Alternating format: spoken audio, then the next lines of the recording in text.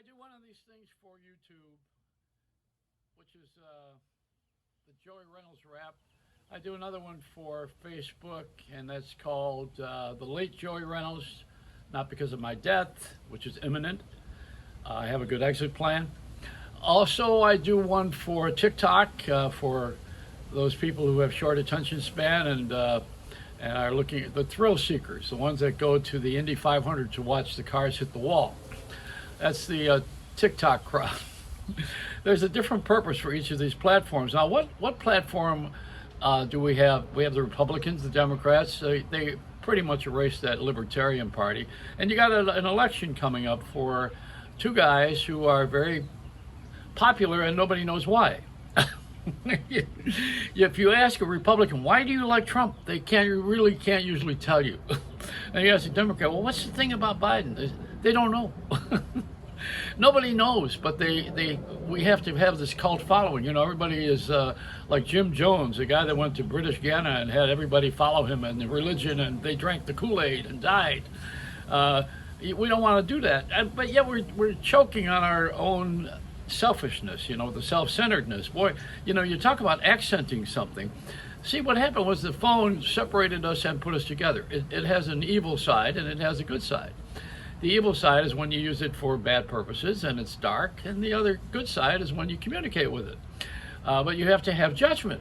The judgment has to be about myself, not about you. See, we're exercising judgment when we watch television, and we are a judge and a jury. We watch something happen and we say, those guys belong in jail, or that judge doesn't know what he's talking about. And you got a society where everything is an imitation of life, including Judge Judy imitates court. If you like court that much, why don't you go on jury duty? I mean, all these judge shows. Then you got the other imitation of life. You got those great storytellers that get on radio and television and answer phones and argue with people about something that they have had no experience at. I mean, honestly, do you think Rush Limbaugh's never run for office? How could he? You know, for instance, I'm just using it as a for instance.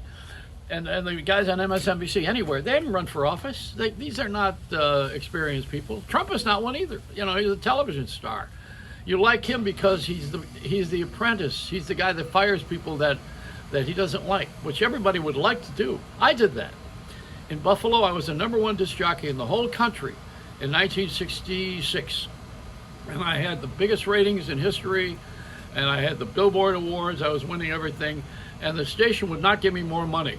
So I had a big fight with them, and they fired me during a telethon, as a matter of fact, on the television side.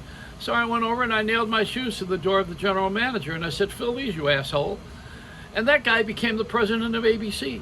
So it was probably a dumb move on my part, but it's my life, you know. I mean, I'm going to sing My Way like Frank Sinatra, which was written by Paul Anka.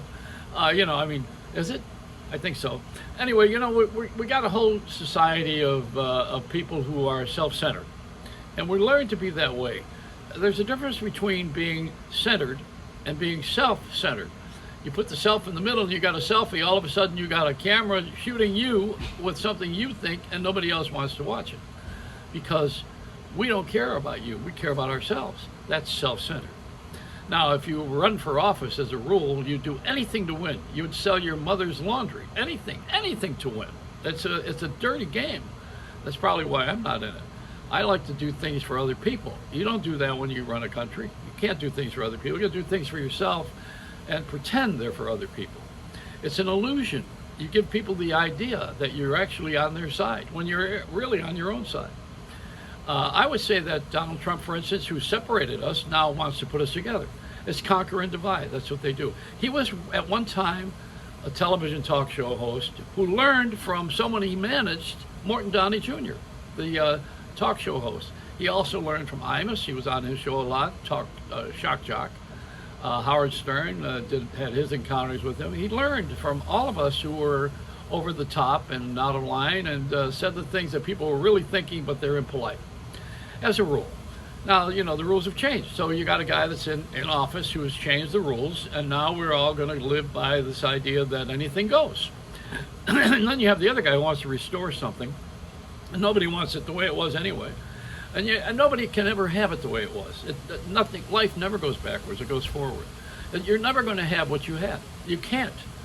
And even a photo is yesterday. Because you took a photo, you're already there. That photo's old because it's a photograph. It's done. It's history. So you can't go back. And if you go forward, you got to know where you're going. I would say that the best way to go forward is to know someone else who's done it and come back and told you about it. I mean, we have been told by other people to avoid things. For instance, good example, in Vietnam, we were told by the French, don't fight them because you're never going to win. They're crazy as shit.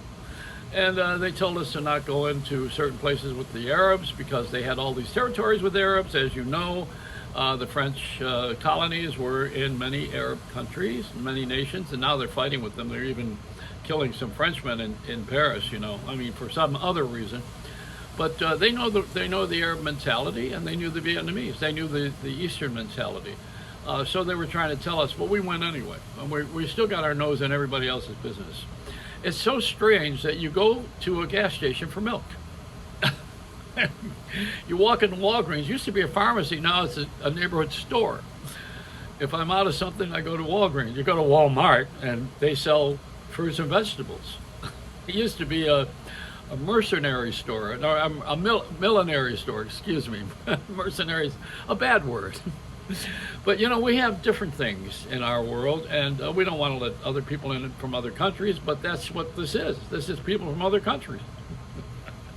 How are you going to stop the flow? You're going to stop it by selecting the ones? Is it selective service? You're going to give everybody in the world a draft card and have them go before the draft board? And you have to be drafted to come into this country. See how silly we are? How ridiculous? And all the music that we're enjoying on the television, on the commercials, they're all my songs from my era, my generation. And we have today's music that many of people my age don't like, yet all the commercials that are done to appeal to young people are using my music to sell cars. Like No Regrets. Would you know that car commercial? Would you know that's Edith Piaf, who was a French singer? Ah, da da da da, I have no regrets. This is a French. She was a chanteuse of song. That's what the chanteuse is in France. The biggest entertainer, and we're using it to sell a Toyota, which says let's go places. What the hell would you get in a car for if you're not going anywhere? This is so ridiculous. See, you got to have my head to see the things I see, and I have to have your head, and I don't, and you don't. You're probably looking at me saying, "What the hell is he talking about?" Why? Because I'm trying to say to you that you cannot live your life through someone else. You have to live it on your own. It's an inside job. Go inside, take care of yourself, take care of your family, of course, and everybody you love, and then forget about all this other crap, including these elections. When this election's over, it's going to be a lot of fun to watch the U-Hauls moving stuff out of the White House. I listen, this has got to be, this is a monumental, you know what they call it, shit show. That's what it is. Anyway, thank you for being my friend. I'm not anyone to follow. Matter of fact, do the opposite of what I do and you'll have a good life. It's a Reynolds rap.